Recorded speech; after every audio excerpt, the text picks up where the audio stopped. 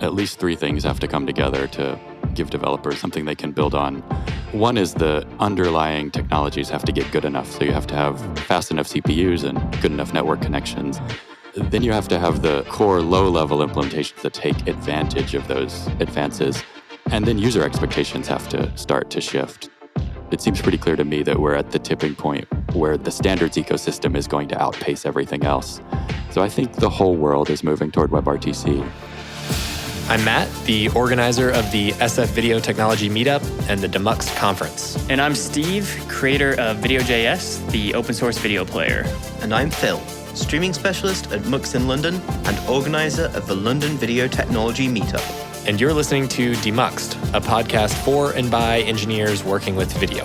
Demuxed is brought to you by Heavybit, a program dedicated to helping startups take their developer products to market. For more information, visit heavybit.com. We're always looking for topics, so if you have any suggestions or just want to tell us how wrong we are, you can find us on Twitter at Demuxed. Hey everyone, we're back. We have the whole gang back together. It feels like it's been forever, even though it's actually just been one episode that it wasn't all three of us. And this time we're back with a guest. So the last two shows, we just did the three of us talking about low latency and the two of us in the last one. Yeah, and this time we have our friend from the industry, from YC, from just the world, Kwindla from Daily, daily.co if you're curious about domain names. So I wanted to talk real quick before we get started. Demuxed, so by the time this is released, speaker submission should be closed. The panel should be starting to work on talk selection, all that sort of stuff. But it's the last week of October, that Tuesday through Thursday, the 27th through 29th. Just a reminder, when you buy your ticket, you have a chance to just buy a normal ticket or a ticket with a swag box if you want the t-shirt and all that sort of stuff. We're going to try to ship to anywhere that asks for it, but we can't ship a t-shirt and badge for $80 to Timbuktu. That's not going to work. A third of all ticket revenue goes to causes that help support diversity and inclusion in technology and the world, but primarily in our tech industry. If you donate anything over the base ticket price, anything above that goes straight to the donation pile. So just a reminder. And also, we're doing donation matching up to $3,000 if you want to just donate outside the ticket or before. We're going to donate those as soon as we kind of hit that mark. So let us know. You can kind of donate to any D&I inclusive social justice group that you like. We'll donate to Just Dev Color and the ACLU, but we'll match whatever social justice initiative you want to donate to. Okay, so we're here today to talk about real time. So we had these two episodes on kind of the world of low latency and what that looks like, and the different gradients of low latency in the world, and ending with kind of this deep dive into what Apple's new low latency HLS spec looks like. The question we get a lot is kind of what does the real-time world look like? So today I thought it'd be great to talk about real-time video as kind of a follow-up to kind of this pushing the bounds of lower latency, and then going fully into that real-time side of the latency spectrum that we talked about in the last calls. So to talk about that, we brought in our friend Kwindla from Daily. We went through YC with him way back in 2016. So Quinn, do you want to give us a little bit of background about Daily and what y'all do? Sure. Well, thanks for having me. I'm a big fan of the podcast, so it's really fun to be on with you. I'm Kwindla Hultman Kramer. I'm co-founder of a company called Daily. We make APIs for real-time interactive video. We have been working on video for a long time, individually and collectively as a team. I've been interested in large-scale real-time networks and video since I was in graduate school. The genesis of Daily is the idea that live video is going to be more and more a part of our lives in everything we all do online. And a standard called WebRTC, which a number of browser manufacturers and other platform folks have been working on for several years, is going to help make that happen. So we started Daily to build a technology stack on top of WebRTC that could serve as many use cases as possible. Our users are doing things like video calls, but also customer support, retail, telehealth, and some interesting new use cases around future work, like always-on video desktops for distributed teams, and experimental educational stuff like fitness classes. I saw one of those products the other day, actually. I can't remember what it's called. I can't remember if it's a Kickstarter or something like that, but I kind of guess iPad that you just It's on stand, you put it at the side of your desk and you flick it on in the morning and all your teammates are just there. Slightly terrifying to me, but... I think there's so much interesting experimentation, and some of those tools are really going to stick in maybe the same way that Slack, for example, really changed a lot of our assumptions about how we work together. Absolutely. So in the last two episodes, we really focused on this low latency and ultra low latency. And I heard words the other day, hyper low latency. It's a new one for me. Oh, no, please, no. I know, right? And maybe just to rescope a little bit on where that line is drawn, where things become kind of real-time video. So all the stuff we talked about in the last couple of episodes, best case, that's going to get you down to, what, a second? Maybe half a second at some level of scale. And obviously, real-time is a lot lower than a second, right? This is something where the latency is not disruptive to human interaction. So we're talking about, sub 100 milliseconds of latency, realistically, for a great experience. Yeah, even at 300 milliseconds, you start to get that back and forth, like you're having a long distance international phone call and you start talking over each other. So there is actually a pretty wide gap between like a good real-time interactive experience and where we can get to with the traditional live streaming technologies. Well, this is probably a great place for you to chime in, Quinn. What do you typically see as kind of that threshold for acceptable in the real-time world? I imagine it's almost even smaller for what's acceptable there, but what do you see? Yeah, the deep background of the technologies we build on top of is the voice over IP stack that your listeners here are probably familiar with from originally moving phone calls, business phone calls to digital networks. And the traditional VoIP world definition of acceptable latency is 250 milliseconds or less. As you were saying, though, you really want to be down closer to 100 milliseconds if you possibly can be. But you can't beat the speed of light. So if you're talking to people halfway around the world, it's a little tough to be at 100 milliseconds.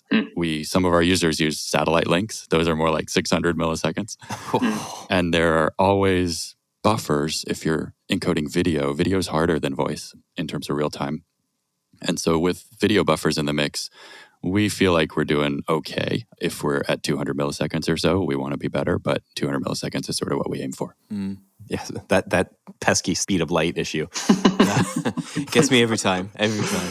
So we already kind of started talking about this a little bit here, but I thought it'd be nice to kind of touch on like how is this technologically different from traditional live streaming? So how is real time different from what we see in traditional live streaming? Whether or not it's low latency, I thought it'd be kind of nice to dig in there a little bit. So could you, you kind of touched on this VoIP foundation that's being built on, but can you tell us a little about the technology history behind all of this? Sure. So digital video and audio have been research areas for a long time. I built a bunch of experimental video stuff in graduate school in the 90s.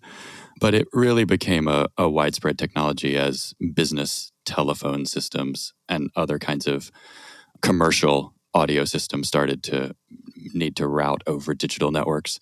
And the industry developed around VoIP or voice over IP. So if you've used a phone system at a big company in the last 20 years, you've used some kind of VoIP technology. And then, of course, cell phone networks became digital. And then in 2010, 2011, Google started to get serious about thinking about what should get embedded in web browsers for digital audio and video that could be real-time, could be used for interactive applications like video calls, and started to work on a specification that eventually became known as WebRTC. Mozilla Foundation got on board with Firefox, and Google and Mozilla in 2012, 2013, 2014 timeframe started to build really cool new stuff into web browsers.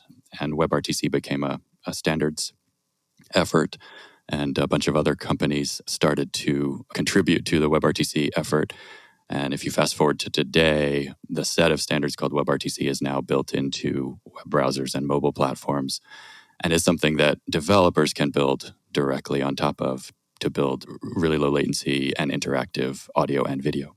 So how much of that is just the same technology that's being used for VoIP, and how much of it is actually pretty new?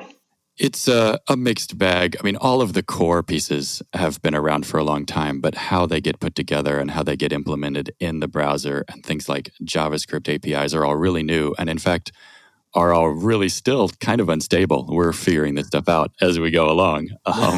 Every major release of the browsers tends to cause various kind of issues, sometimes major, sometimes minor.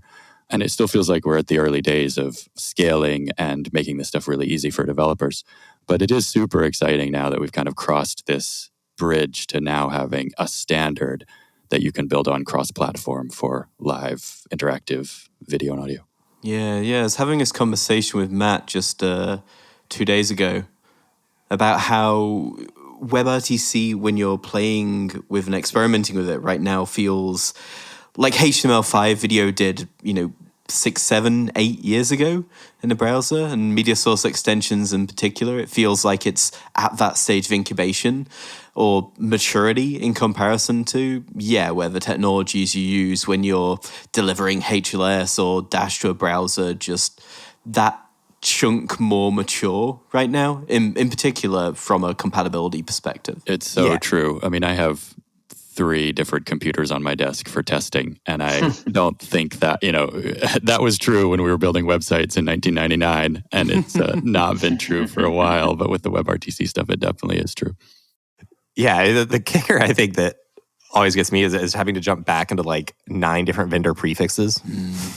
And sometimes there's different vendor prefixes within a vendor, which is kind of wild. But something that you kind of alluded to a little bit in there that was it's really interesting to me is that it feels like this was another thing that got really impacted by the death of browser plugins. Things like Flash and RealPlayer. RealPlayer. I don't know if that one did real time. But my point is, I think this was a niche that was kind of filled by those plugins. And then there was like the dead area after all of those kind of died for a little while. I hadn't really thought about that relationship, but it's kind of obvious in retrospect, I suppose. The way we talk about it is at least 3 things have to come together to give developers something they can build on in lots of interesting ways. And we see a bunch of new applications start to come. One is the underlying technologies have to get good enough. So you have to have fast enough CPUs and good enough network connections available for everybody. Then you have to have the core low-level implementations that take advantage of those CPU and network connection advances. And then user expectations have to start to shift. So, when I started building live video stuff and I would demo the things we were building, people would say, "Oh yeah, that's really cool, but I'm never going to turn my camera on in a video call." Little do they know what was going to happen. It's really funny to see how things change, and we don't even remember. You cross over that boundary, and you don't even remember how different things were. One of the parallels we try to draw is how payments are now ubiquitous on the internet. But I mean, I'm certainly old enough to remember when lots of people said there were never going to be, users were never going to trust the internet with their credit card number. Oh yeah. So user expectations really matter, and as you start to build that flywheel of underlying core sort of speeds and feeds type tech, and then implementation level building blocks that developers can use and things that users are interested in doing and excited to do and willing to do, you get all sorts of new use cases in a kind of Cambrian explosion. And I do think that's the early stage of what we're seeing now with interactive videos. All those things have come together. There's a whole lot of experimentation. Things are still a little bit hard to build and scale, but there's so much interesting stuff going on. So I'm curious to hear, because we've talked a lot about, this has been a really browser-centric conversation so far. Obviously, that's the platform these days, let's be honest with ourselves. But I'd be curious what the rest of the landscape looks like. And do y'all dive much into that, or are you really able to kind of stay almost entirely in the browser platform world and be as ubiquitous as Daily is? We focused on the browser early on because partly with Google's big efforts in this new standard, the browsers were ahead of mobile platforms. And it was pretty tough to build a mobile app that could do really good quality audio and video at extremely low latency. That started to change in just the last year. So we are starting to put a lot more work into mobile. We have some new releases coming up, and we think you pretty much have to, because as things get more ubiquitous, as use cases evolve, mobile's 50, 60, 70, 80, 90% of the computing that most people do. So mobile is catching up. It's pretty close to being a completely viable platform now. And has that changed? Obviously, I Did I see stuff at WWDC, right? More WebRTC components coming to like iOS, if memory serves? Yeah, that's exactly right. So mobile Safari is now pretty good. Nice. And Apple is supporting some stuff lower level than Safari, but we're still at the point where, as a developer, you can use JavaScript APIs in the browser, but if you want to build a native mobile app, you need to go down to the level where you're actually maintaining some of the core library stuff yourself, and that will change, and we can make that easier for users, but the mobile development path is still quite a bit more challenging than the browser side stuff. Yeah, I guess that kind of plays into what I'm super interested in, which is how does real-time communication, real-time video market is everything now just WebRTC? If I'm using Zoom, is it WebRTC, or are people still doing more weird and innovative ways of shuffling around real-time video? The short answer is everything except Zoom is WebRTC. And Zoom did this amazing job building a proprietary video stack and great native applications that could leverage their proprietary stack. And they had to do that in terms of when they were launching and scaling because WebRTC just wasn't ready on any level for what they were trying to do. As WebRTC has gotten better, almost everybody else has shifted to using WebRTC, often in experimental ways, sometimes hacking up and modifying what the low-level implementation is doing. But it seems pretty clear to me, I'm just one opinion, but it seems pretty clear to me that we're at the tipping point where the standards ecosystem is going to outpace everything else in terms of both performance for core use cases and the ability to support all the interesting long-tail edge case use cases. There's going to be another generation of the WebRTC spec that kind of deconstructs some of the core primitives to support more experimentation and more use cases. That'll take a year or two or three to start having an impact, but it's already being worked on.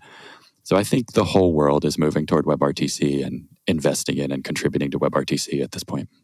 Kind of on that note, I want you to know, like, how much room is there for like tweaking the algorithm of the streaming algorithm of WebRTC, as it's determining, what quality to send and details like that. Like, are people modifying WebRTC at that level, or do you just kind of trust that the browser is doing smart things?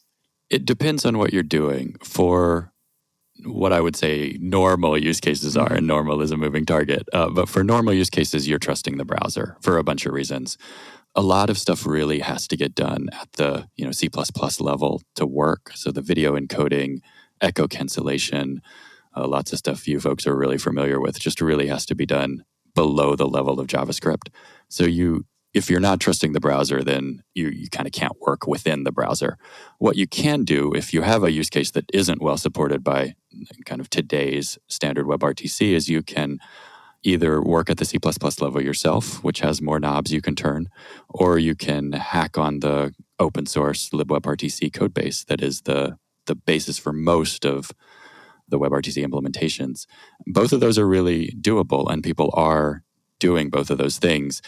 It does mean you have to have a native application or an Electron application, for example. You no longer are compatible with the browsers.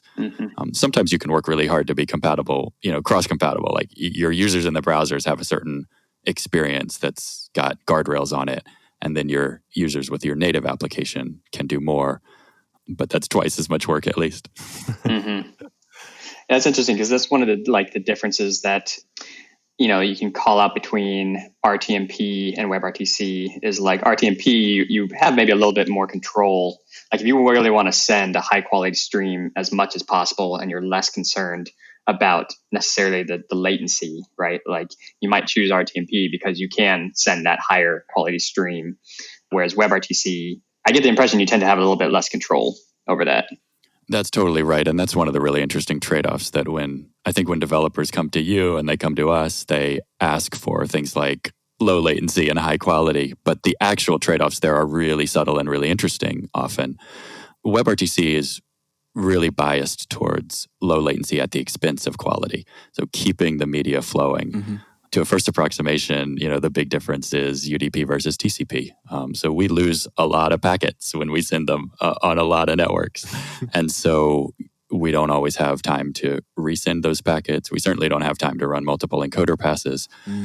So we're never going to be able to send video at the same quality that you could send video at if you're willing to tolerate, 15, 20, 30-second latency. But we can push the latency down by building lots of kind of robustness to packet loss and other things into the system. But it is a real trade-off, and you have to kind of decide what you're going to optimize for. So one of the things we see a lot of, or have seen bits and bobs of, is abuse of WebRTC. Spec is probably the wrong way to phrase it. We see a lot of people being creative with a WebRTC spec, using the file transfer mode and moving around bits of video for ultra low latency, for close to real-time streaming.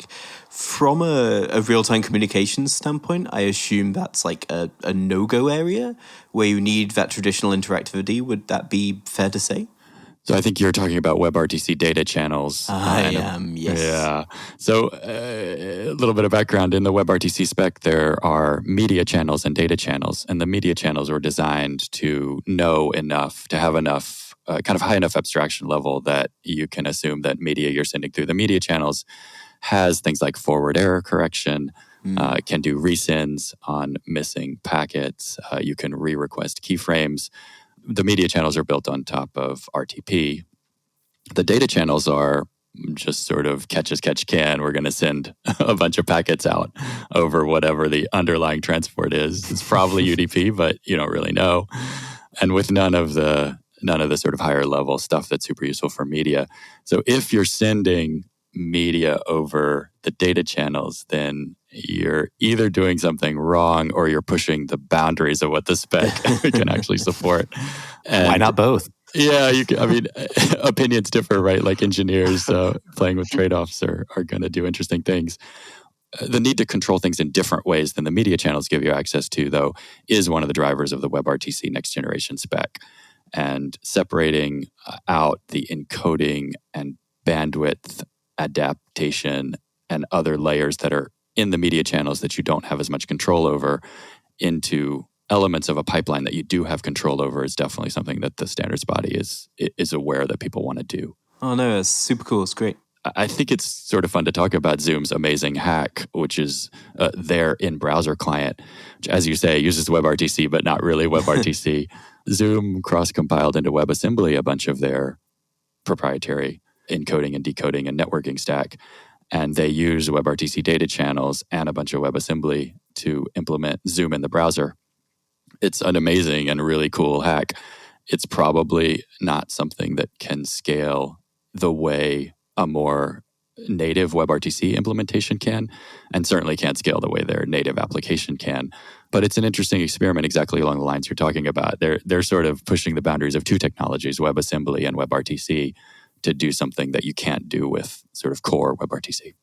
I was corrected the other day because I thought that they were using WebRTC. Well, I guess quasi-corrected. I thought they were using WebRTC, and that's how they were in the browser. And then I was corrected, and somebody was like, no, they're actually using WebSockets.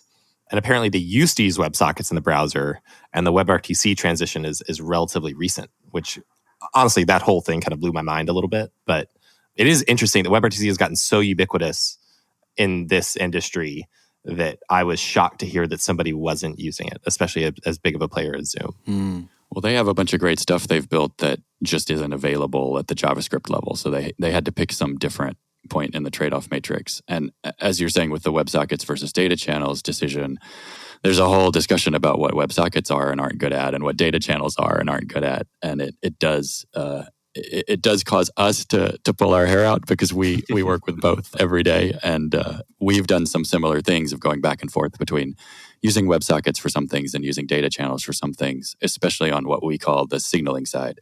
So when WebRTC people talk about signaling, what they mean is all of the stuff that's not media in a call. So how do you set up the call? How do you figure out how to talk to other people in the call? How do you keep track of state in the call, like who's muted and who's not?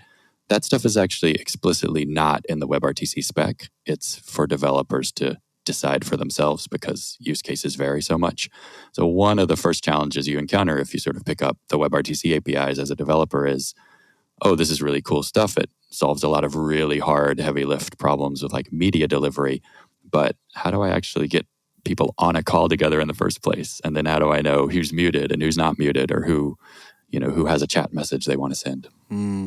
So on the topic of all this latency, I'd be curious to hear where it actually comes from. Like in low latency video and in our world, typically that's in the transcoding step or propagating out the CDNs or any myriad of places kind of in between there from glass to glass. What does that look like specifically for real-time video?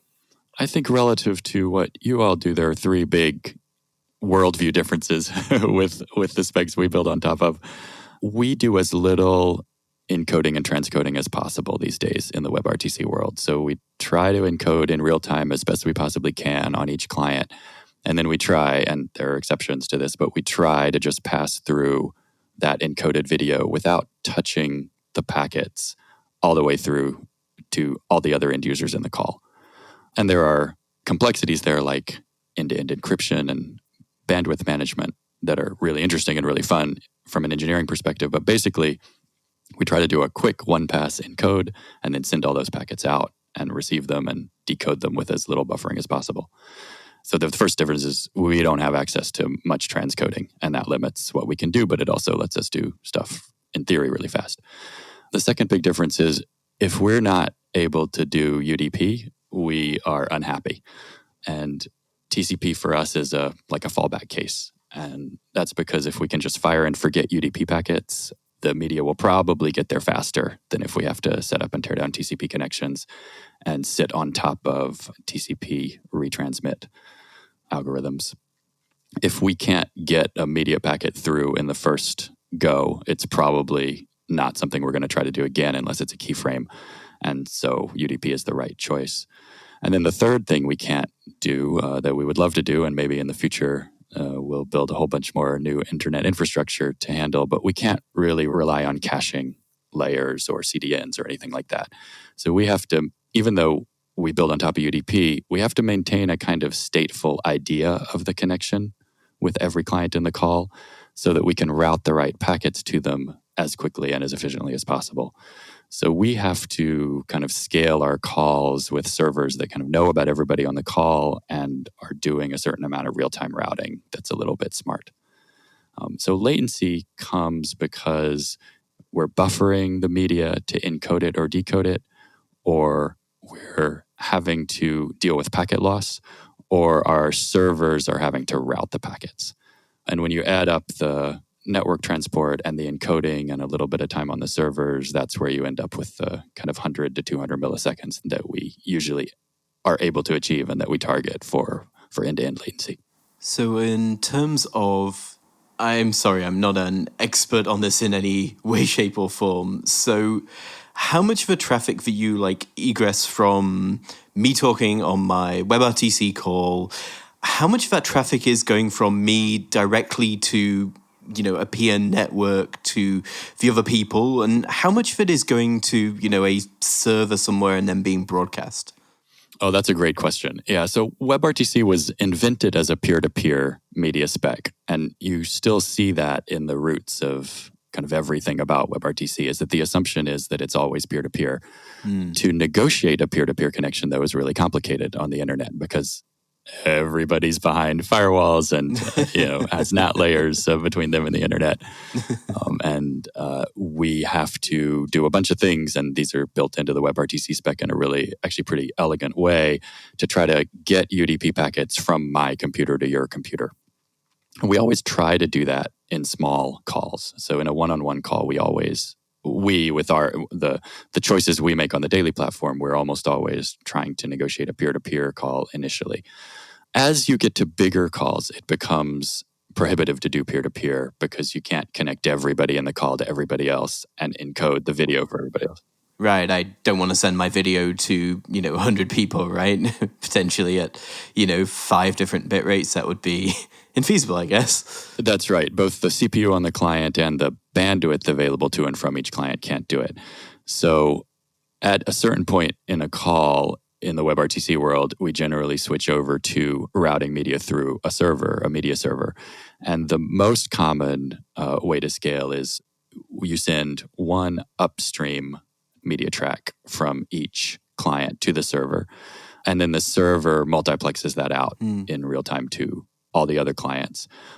But you do get each track from everybody in the call downstream. So you still have a scaling challenge of how you send all the tracks out to everyone in a call and how the clients can deal with all those tracks.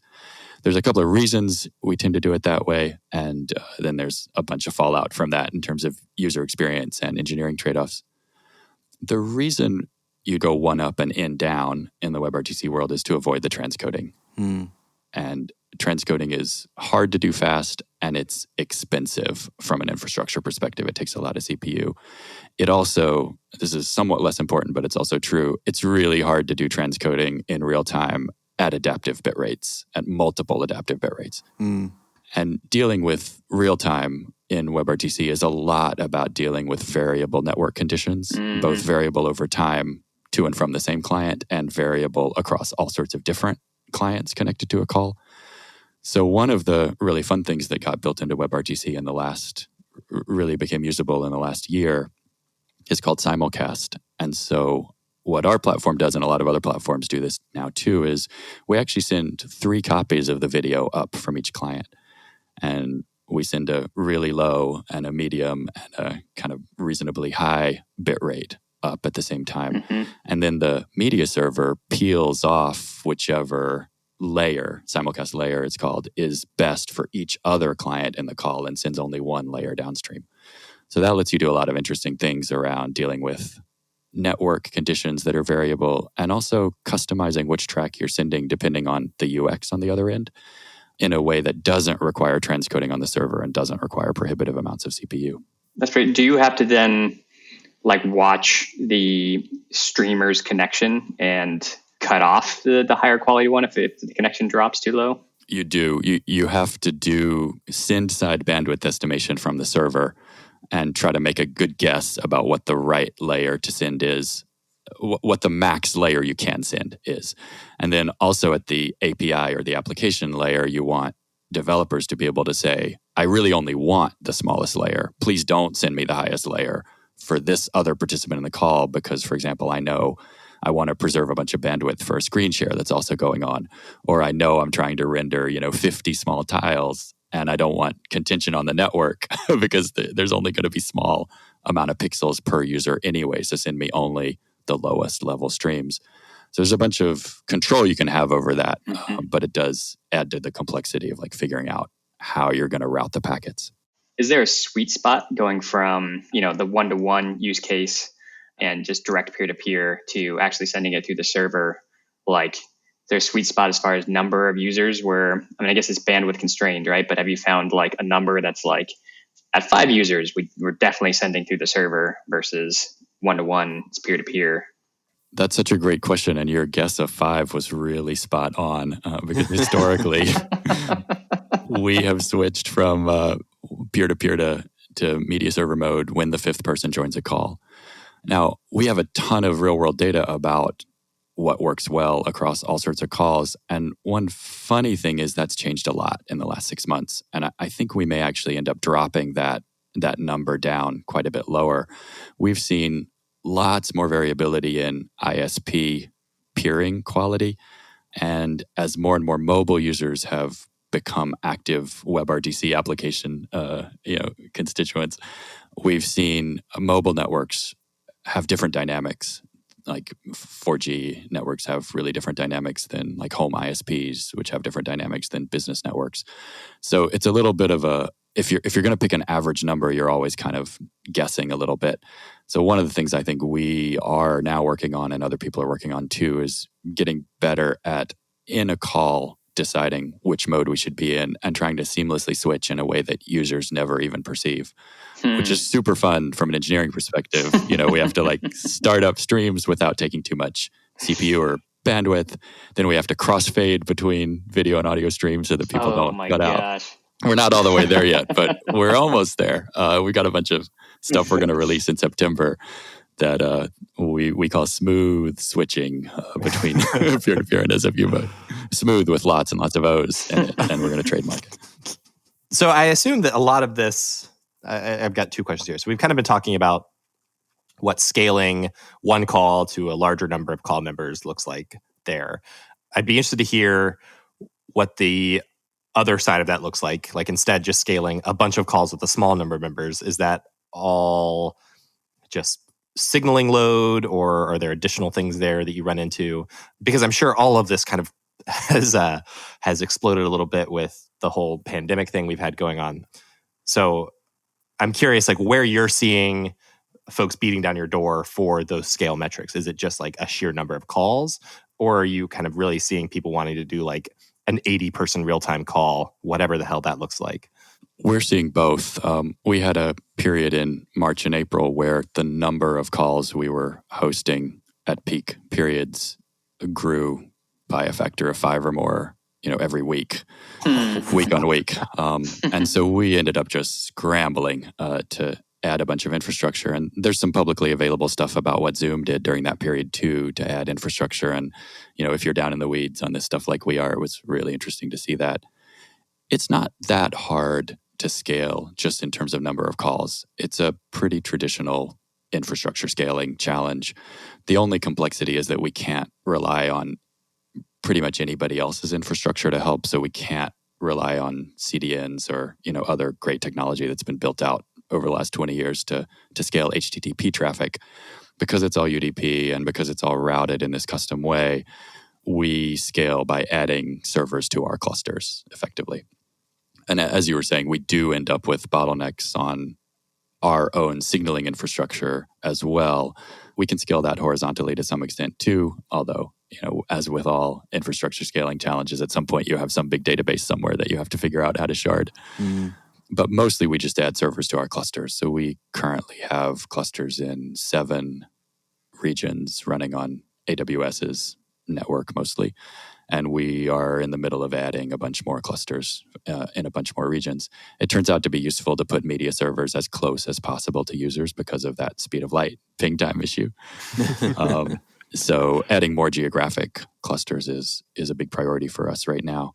Longer term, it's super fun to think about what the internet infrastructure might look like as UDP media traffic becomes a bigger and bigger deal. That's actually something I wanted to ask, actually. Like, is AWS suited for that use case? Is getting UDP traffic into the cloud? I remember, I guess, 8 years ago now, first trying to put a lot of UDP traffic into AWS and that being very hit and miss. Has that improved? Is it the best platform to route that sort of traffic in?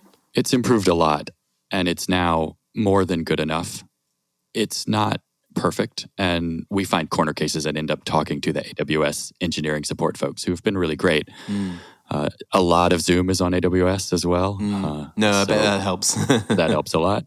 But we do sometimes find things like instance types that are CPU inefficient for UDP heavy workloads, whereas they're really great for other workloads. And then we either switch instance types or we talk to the AWS engineering support folks about it. It is easy for us to imagine the perfect infrastructure, as I'm sure it is for you as well. And I do believe that there will be a set of CDN-like services eventually optimized for UDP media traffic, but that's a number of years away. You got to feel like that sort of thing will hopefully transition to more edge compute style, right? Is that a bit of a pipe dream at the moment? I think that's exactly right. Because media routing is pretty compute, it's not compute intensive, but there's compute that it's hard to factor out. So what we imagine is something like a micropop with a WebAssembly support baked in at a pretty deep level that lets us route UDP. I think that is not that hard to build. I think like a lot of things, it's hard to spec and get right and scale. Sorry, I had pondering 2 more questions.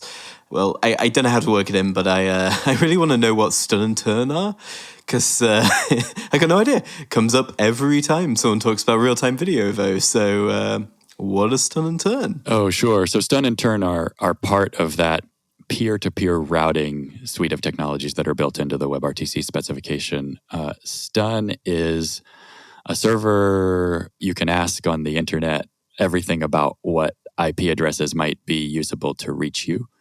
And Turn is a server out somewhere on the internet that you can route media through if we fail to establish a true peer-to-peer connection.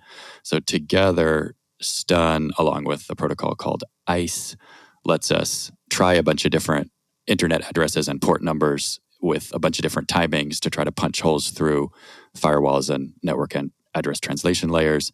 And if we can't do that, Turn lets us agree on a server that we can bounce media through. That's not really a media server because there's no smarts at all, but it just pretends to be the peer and relays the traffic. Thank you. That's brilliant answers. So many of my questions. I feel like somebody worked hard on those acronyms. And the funny thing is I do this stuff every single day. And if you actually ask me right now to tell you what those acronyms are, I'm not sure I could get it right. I'm super interested in hearing what the next generation of codecs looks like for real-time video. Obviously, I think Cisco demonstrated, maybe it was WebEx, demonstrated a real-time AV1 encoding for real-time communication purposes. I think that was at Big Apple Video last year, I think it was. And obviously, I see more discussion of new codecs coming in to WebRTC. Like, I assume the codec will vary. It's just 99%, H.264 right now. But where's that going, do you think? Right now in WebRTC, it's 99%, probably not 99%, but it's a high percentage is VP8. And that's because of Google's influence on the implementation of WebRTC and Google's preference for VP8. We do now support, kind of everybody now supports both H.264 and VP8. But in Chrome, for example, the VP8 encoder pipeline is actually better than the H.264 encoder pipeline. In terms of visual quality or just faster? It's mostly better at being tied in at a more effective level to the bandwidth estimation and bandwidth adaptive layers. So you can, in Chrome, use H.264 and miss keyframes and end up with video artifacts based on missed keyframes that with H.264 that doesn't happen with VP8. So all of this stuff is always a moving target. And on Apple platforms, it's less true that H.264 is not as good as VP8. But if you're concerned about quality, generally you're using VP8 today. And that'll probably not be true next year, but it's still true today. There was a big fight in the standards committee about codecs, and the eventual compromise was all standards compliant WebRTC implementations now have to support both VP8 and H.264, which from a developer perspective is actually a great result. Like, we love having access to both, and we can do things like if we know a call is between two iPhones, we can use H.264 because the battery life implications of H.264 are way better compared to VP8 in a one-on-one call. So it's nice to have those two options. The next generation of codecs is going to be another fight because there's AV1 and a VP9 and H.265, and they offer some really great advantages over the codecs we have now. But from our perspective, on the network, the only thing we care about is packet loss, and in codecs, the only thing we care about is CPU usage. And right now, CPU usage for the next generation codecs is prohibitive at anything above very small resolutions for real-time encoding. And the biggest single complaint we get from developers across all different use cases is, how do I reduce CPU usage of my calls? Wow. So we just tell people who ask us about next generation codecs, definitely coming, definitely not coming anytime soon from a developer, like I'm trying to ship an app perspective. It's absolutely fascinating. I for one, am shocked that codecs were a fight in a standards body. Never happened before. Shocked, I say. Cool. So I guess since some of this has been, I think in some of the scaling conversations, it sounds like there's a lot of this that can be done just purely peer-to-peer and coding on the clients. So be curious, like, what are your biggest expenses tied up in all of this? Is that running those stun and turn servers or, your traditional infrastructure stuff? Like, where does that stuff land? For peer-to-peer use cases, we end up paying for about 20% of the bandwidth because we have to route through our own turn servers. For larger calls, the combination of bandwidth and the sort of virtual instances that host the calls ends up both contributing to the cost of maintaining the service. It's interesting for us to see in this year how much growth there's been in interest in larger calls. So we used to almost never get requests for calls with more than 25 or 30 people in them, and now a lot of our customers are people who are trying to build 50, 100, 500 person calls. Jeez. And what we think of as hybrid use cases. My nightmare. Yeah, it's a little bit of an engineering nightmare. It's definitely a little bit of a user experience nightmare. But the kind of innovation of what people are trying to do on the internet is super interesting. So like a great example is a fitness class where you want the instructor to have the ability to stream to 500 people, their camera, their mic, and their music track. You want the instructor to be able to see some subset of those people. And you want the people in the class to be able to see the people, their friends that they signed up for the class with. So you're not routing every media stream to everybody in a 500-person call. That would be crazy. But you want to be able to really flexibly route the media streams and kind of turn them on and off at a moment's notice. That's something that WebRTC is able to do from a core building blocks perspective, but it's actually pretty hard to implement from an API and infrastructure perspective, and is pushing the edges of what our platform can do. But we have enough customer pull for it that it's a big focus for us. Yeah, no, that's super fascinating. It's honestly, if you'd asked me 8-9 months ago, I'd never even thought of that exact use case, and I've heard that exact use case. Well, for two very specific use cases. One for, yes, the personal trainer fitness market, obviously. Huge disruption from COVID. Over the last 8 months, I've heard this pitch probably 6 or 7 times in the last 5 or 6 months. But then also this exact same pitch, but for live music, where people want to be able to watch a concert, but also see their friends. And then they want the artist who's performing to be able to see some of the audience as well, see some of the fans going wild, as well as when their favorite song gets played, right? First time I heard that sort of use case, I was like, oh, that's interesting. And now it's just, every couple of weeks someone wants to do it. And the third one that's the same plumbing from our perspective is the virtual conference or virtual networking event where you have a keynote speaker or a keynote group of presenters, like a panel, and then everyone attending is at a virtual table where they can interact in real time with 6 or 8 or 10 people at the virtual table and also get the panel or the keynote. I did read a interesting blog post that either you or someone on your team wrote around your pricing. I don't know if you'd be interested to add any more detail there, but I thought it was interesting that you guys were kind of taking a different stand on how you charge for the service, whereas like other services charge for every like individual connection. I think it was the detail, like every one person to another one person like is adding to how you're charged versus like just the number of people on the call. I thought that was an interesting approach, and I don't know if you would want to add any technical details behind that. I think as a rule of thumb, if you can simplify how people pay for something, you can make it easier to support new use cases and experimentation and kind of the growth of what we're all doing. So we tried to figure out how we could come up with the simplest possible pricing that also on some level reflected, the cost of service so we could stay in business. And we have a lot of numbers, obviously, about cost of service and bandwidth used for different kinds of calls. And it turned out to be possible just to charge based on being in a call. So, if you're in a 2-person call, it's the base price times 2 times the number of minutes. If you're in a 100-person call, it's the base price times 100 times the number of minutes. And that felt like a reasonable compromise for us between simplicity and scaling of use cases that actually do cost us more to serve. And it is different from kind of our little subset of the industry. Historically, most people have thought about, subscribed tracks or forwarded tracks, which is a more n times n-1 type pricing model. And I think that's partly been because bandwidth used to be more expensive, CPU used to be more expensive, so your variable costs were they could bite you more as the provider. As costs have come down with the infrastructure, and as I think we've gotten better at building kind of WebRTC native infrastructure in the cloud, I think it's possible to simplify the pricing and lower the pricing. And our assumption is that pricing is going to come down and simplify further over the next 5 years, and better to be on the forefront of that rather than kind of trailing behind that. Yeah, that's great. Yeah, it's awesome.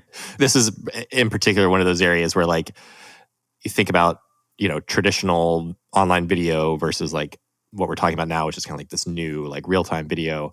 And like there are so many similarities, but like at the same time, like pricing is, for example, is one that's just, or like cost structure is just one that's just like feels so radically different. Like, at a traditional video platform or real-time streaming, so much of your cost is tied up in encoding, particularly if you don't have that many viewers.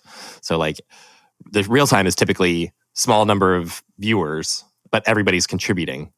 But like almost none of the cost is encoding because all that can be done on the client. So it's just fascinating. Yeah, that's right. Our users pay for the encoding, but they don't, they don't pay for the kind of stateful server connection that we need directly. We pay for that. So you're totally right. The cost structure moves around. I mean, compared to something like HLS, in the WebRTC world, we're never going to be able to optimize for quality the same way an HLS stack is going to be able to, and we're never going to be able to optimize for cost quite as well as an HLS stack. And that's the trade-off of trying to get to that 200 millisecond or lower number. So what other technology challenges have you run into with real time? Is this like, we've talked a little bit about codec support, but are firewalls a big problem? Do you have to get around all those with like the stun and turn stuff we talked about earlier? Like any other big things there? Firewalls and network infrastructure in general is something we worry a lot about. Firewalls in particular have gotten just massively more open to real-time media in the last couple of years. So we rarely see firewalls that are a major issue anymore. And that's really nice. What hasn't completely improved is scaling on the client side for larger numbers of people in a call. So we've done a lot of work to try to understand exactly how to optimize for Chrome and Firefox and Safari and Electron. And our biggest single pain point is how do we combine the optimizations we're doing for variable network conditions and the optimizations we're doing for variable behavior on the client side in terms of kind of CPU and processing power.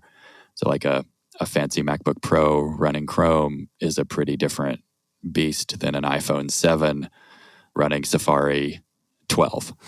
And we have to be cross-platform. So trying to manage like how many videos are being played out at a time, what the resolution of those videos are, is always a moving target for us. So we talked a little bit about scaling one call to a large number of members in that call. But what about the examples where you have a few people, like say a panel and a talk, and those then want to broadcast to a large number of people who don't want to be they want to be passive viewers. So it's like a few-to-few broadcast. What does that infrastructure look like for y'all or workflow? That's an increasingly big use case for us. We have a lot of customers who really want to be able to do what you called few-to-few broadcast, which is a great term and not one we've used before, but we're gonna borrow it now. And so the challenge is how do we have that kind of really great small call experience, but then at relatively low latency, make that available to a much, much larger audience. And the answer today is a bridge from WebRTC to something like HLS. So we've tried to build that bridge so that our customers can use both our APIs and Mux, for example, or YouTube Live or Facebook Live. And that does end up requiring a couple of transcoding steps today. So we take the small call, and on our servers, on our media servers that are routing the media packets, we run a compositing and encoding pipeline. So we decode all the media, we lay it out into a single frame and combine the audio tracks, run that through an RTMP out end stage, and send it to an RTMP ingest URL provided by a customer. And that ends up working pretty well from a standards perspective. It's really disappointing from a core engineering perspective because we'd much rather, we know you, for example, at Mux are going to take that RTMP and you're going to do a much better job of transcoding it. So we'd really love to figure out how to hand off the WebRTC tracks in a much lower level way to people who are experts at HLS and have a great HLS technology stack. But that remains a little bit of a pipe dream today. Fascinating. This has been amazing, Quinn. Thank you so much for taking the time to chat with us. Yeah. This is so illuminating. This is just a world I know so little about. It's just so cool. I know. I feel like I use it all the time, and we hear about it all the time. But really digging in is kind of one of those things that Yeah, it's just a different world. Just how different the technology is from what you're working with on the more traditional HTTP streaming side of things. It's pretty fascinating. Yeah. Yeah, never have I been more happy to use HLS and to have HTTP as my fundamental protocol. It's like same, but completely different. So thanks again, everyone, for joining. Thank you so much, Kwindla, for this illuminating conversation. This was really great. Just a reminder, 2020.demuxed.com around tickets, donation matching if you want to give. And also, we just wanted to explicitly call out a request for topics. If you have something you want to talk about, get in touch. If you have something you want to hear about, get in touch. And we can figure out who we can find that might be able to chat about whatever that thing you have that burning desire to learn about is. How does one get in touch? At Demuxed on Twitter. If you just ping HefPhil or MMCC on the video dev Slack, video-dev.org. If you email info@demuxed.com. Yeah, we can definitely do that. we need to set up like a wolf somewhere. But anyway, thanks again, Kwindla. This was a fantastic call. Really, really appreciate it. Thank you so much. That's all we have for today, but as always, we'd love to hear what you thought, even if you disagree. So please reach out on Twitter @Demuxed. To learn more about Heavybit, visit heavybit.com. And while you're there, be sure to check out their library. It's packed with amazing talks on sales, marketing, product, and general management from founders of developer tools companies and other industry leaders.